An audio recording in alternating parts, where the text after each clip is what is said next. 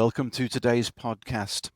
So, on Friday, Jerome Powell delivered his annual speech in Wyoming and seemingly opened the door to an interest rate cut at the September FOMC. So, joining me today is Chief Market Strategist here at Interactive Brokers, Steve Sosnick.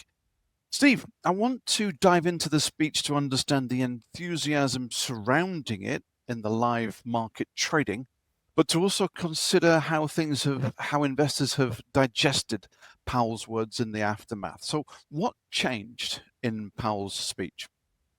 I would say the thing that changed in Powell's speech is, I would say he's looking at the glass. I don't know whether to say half full or half empty, but it basically, instead of saying that the onus is on the data to justify an interest rate cut, it's now we're leaning toward cutting rates unless the data tells us otherwise. So that's really, I think, the only real difference. It's interesting because rate cut expectations definitely rose on Friday, but not actually to the level where they were just a little over a week ago. A week ago, it was a dead certainty that rates would get cut. But actually, the CME futures were pricing in a decent likelihood for something greater than a cut. It was like 105%. The forecast X markets never got quite that exuberant. But it's interesting. But this to me, so it says, I think, more about the market psychology than it does about what Powell said, because if you break apart the two facets of his speech, number one is that, okay, we're going to lean toward a rate cut as opposed to away from it. That was in many ways already priced in. And number two, which got buried, was the FOMC statement was changed basically to say that the inflation target is 2%, not something a little more than 2%, not 2.5, not 2.7, it's 2. So at the same time, he was preaching sort of stridency about interest rate, about inflation concerns, yet that's not what the market wanted to hear. He was once again Goldilocks in a suit, not too hot, not too cold, but the market definitely wants to hear the parts that it likes. Do you think he changed his mind about being tough on inflation or not? Not if they made the FOMC statement read that way. I think that, and we're going to find out very soon because we have the core PCE deflator comes out on Friday. If you bear with me 1 second, I have it up on another screen. The number there that the market expectation is pricing in is about a 3% rise this month on a month over month basis. That would get us to about a 2.9 annualized rate. Clearly 2.9 is above 2. Clearly 0.3% when you start annualizing those numbers get to something above 2. And the other thing that's a little bit concerning is that at least each of the last 3-month core PCE readings were higher than the month before. So it's trending in the wrong direction. And it's also possible, if not likely, that some of the pressure can be coming from services. And that's not tariff related. Remember, we really have yet to see the effect of the tariffs. They've only been in full effect for just over 2 weeks now.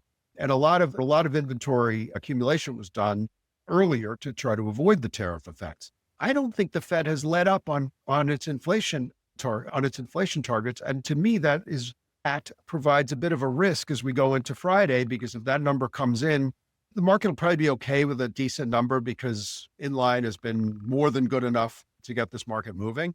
We've already started to see some pushback from a couple of Fed governors. I think Beth Hammack, among others, regional Fed presidents, et cetera.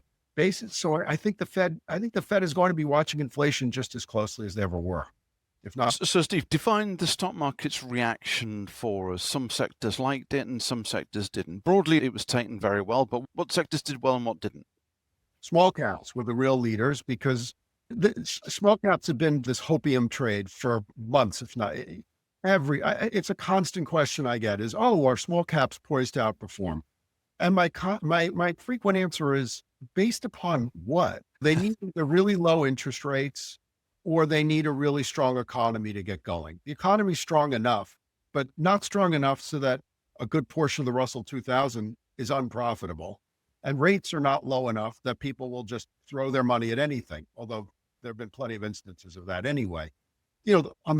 One of the other things I say, though, is I hate shorting the Russell 2000 because the total market cap of the Russell 2000 fits neatly into Nvidia or Microsoft or some of these larger companies. To the extent that they can get moving on something, yeah, but do I think it's sustainable? Time will tell on that one. I think what we saw Friday was more of what I've been calling the ratchet effect in markets. We go down slowly. When we do have down days, as rare as they seem, they tend not to be of a huge magnitude. When we go up big. So we have this big up move and then ratchet lower and then up again, which is to me akin to turning a ratchet. And Fridays are the ultimate ratchet days, because not only do you have the usual daily expirations in major indices and ETFs, you also have weekly options, of which there are over 600 big companies and other decent sized ETFs expiring. And so it's much easier to get these things running on a Friday. And so I don't think it was a coincidence. Another thing to keep in mind is we'd actually had seen, for what this market is, construes risk aversion. And so on the week, despite that enormous rally we had on Friday, we were up only 0.3%, which as we're taping this, we've given back some of that last week gain. It was actually almost all given back at one point in the pre-market. We've run hard, but ultimately we're running hard to stay in place. So I think that's the view that I have here. And once again, as always, I'm keeping a close eye on the bond market, specifically the 2s-10 spreads, because the 2s are pricing in rate cuts. The 10s would be pricing in inflation expectations. We did see a little bit of that move on Friday where the 2s fell, I don't remember where they finished exactly, but when I wrote my piece, the 2s were down 11 basis points, the 10s were down 7 basis points, and the 30s were down 4 basis points. So that's a steepening of the yield curve. I think that may come back to earth a little bit if the market decides that maybe the Fed isn't willing to throw inflation concerns to the wind. But that to me remains a primary tell for the stock market as a whole, because it will reflect what inflation fears are in there. Steve, you said that the early morning US action has taken back a little bit. What has been the follow-through response around the global markets to Powell's discussion on Friday? The global markets liked it. We saw big rallies in most of Asia. The US does drive the bus. Just going to turn over the other screen. So we did see a little bit of a pullback in Europe, but because I don't think it affects Europe all that much, and they've got their own issues going on, but Asia took it really well. As I look across my screen, actually Australia modestly up. It was mostly in China, but the Nikkei was up a little less than 0.5%. So I think in general, I think overseas markets have a bit more of a sober view about this type of stuff. They're not caught up in the euphoria. They're not caught up in chasing short-dated rallies. And on the other hand, European and Asian markets have been doing quite well this year. So it's okay if they don't necessarily follow through with euphoria, because they've been doing so well as the years progressed. So earnings have been very good so far this season, and we're coming towards the close, and the big one this week is Nvidia. What are your thoughts on what we might hear from Nvidia this week, Steve? Yeah, I'm just pulling up some of my notes on that, if you give me one sec. Basically, Nvidia to me is the single most important stock. This isn't exactly, I'm not breaking news here, but Nvidia is by far the most important stock in the market. It's not only the biggest stock, meaning that therefore it has the highest weight in the S&P 500, the NASDAQ 100, et cetera, but psychologically, its importance is even greater than that. It's perpetually among the most actively stocks traded across the board, certainly always one of the most actively stocks traded here on our platform. But more importantly, from a psychological viewpoint, is the rally, this whole bull market we've been in since late 2022 has been powered by enthusiasm for artificial intelligence. And there is no bigger poster child for artificial intelligence than Nvidia. No, there's been no bigger beneficiary. There's been no bigger driving force. At some point, it seems logical that the phenomenal growth will need to take a bit of a breather as we digest all this. Now, it's not clear when, because we heard about Meta and some other companies just continuing to fire money at AI, although it seems that maybe there's a little bit of a breather, because at least Meta, having committed $10 billion more capital spending, maybe is not just throwing NFL quarterback-sized pay packages at AI developers.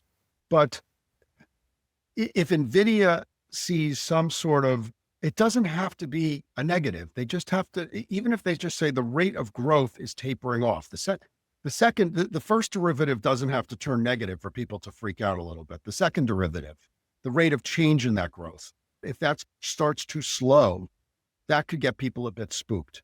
As of now, I don't know that. I'm not an Nvidia analyst. The market's pricing in roughly a 6% move for the stock post earnings, which is not maybe a little light, but not terrible. But then again, I think when you have high volatility stocks, then I think this is true. When you have high volatility stocks, a lot of people tend to wait till close in because the higher the volatility, the faster the decay. So people don't want the decay, and that affects the pricing.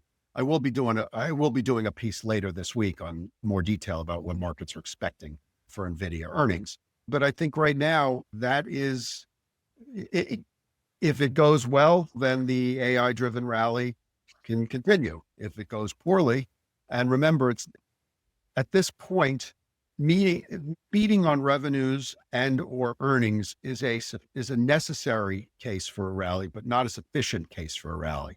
It's about guidance, and particularly in the case of Nvidia, where there's such lofty expectations priced in, they have to meet them. And if they do, well, carry on. If they don't, you may want to be checking out how much risk you're taking going into those numbers.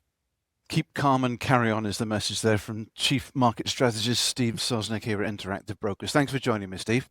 My pleasure as always, Andrew. Take care. See ya. And you can catch Steve's articles on Traders Insight under the Interactive Brokers campus on the education page. So please look out for those. And I know Steve's going to be on Bloomberg later this week. If you enjoyed today's podcast, later today, I think Monday, we're going to get this podcast out shortly to you on Monday, and he'll be on Bloomberg Television this afternoon. If you enjoyed today's podcast, don't forget, subscribe wherever you download from. Thanks, everybody. Bye for now. Thanks. The analysis in this material is provided for information only and is not and should not be construed as an offer to sell or the solicitation of an offer to buy any security. To the extent that this material discusses general market activity, industry, or sector trends, or other broad-based economic or political conditions, it should not be construed as research or investment advice. To the extent that it includes references to specific securities, commodities, currencies, or other instruments, those references do not constitute a recommendation by IBKR to buy, sell, or hold such investments. This material does not and is not intended to take into account the particular financial conditions, investment objectives, or requirements of individual customers. Before acting on this material, you should consider whether it is suitable for your particular circumstances, and, as necessary, seek professional advice. Options involve risk and are not suitable for all investors. For information on the uses and risks of options, you can obtain a copy of the Options Clearing Corporation Risk Disclosure document titled Characteristics and Risks of Standardized Options by going to the following link: ibkr.com/OCC. Multiple leg strategies, including spreads, will incur multiple transaction costs.